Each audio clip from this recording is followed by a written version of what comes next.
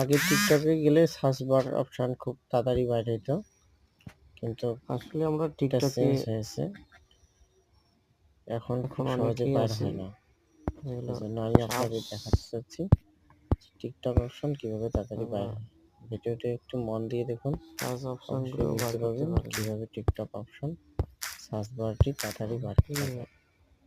Search bar বার করলে আপনার পছন্দের ইচ্ছে মতো ফিল্টার ব্যবহার করতে পারবেন।